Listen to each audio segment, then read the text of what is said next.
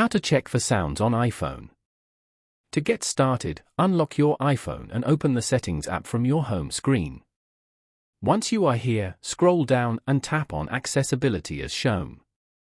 From here, scroll down and look for the section Sound and Name Recognition. Once you find it, tap on it. In the Sound and Name Recognition page, you'll see Sound Recognition on the top. Tap on it. Over here, you need to toggle on the Sound Recognition option. After that, tap on the Sounds option that appears right below.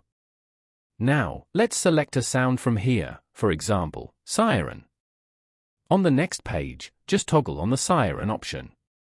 Now if you go back, you'll notice that the siren option is on.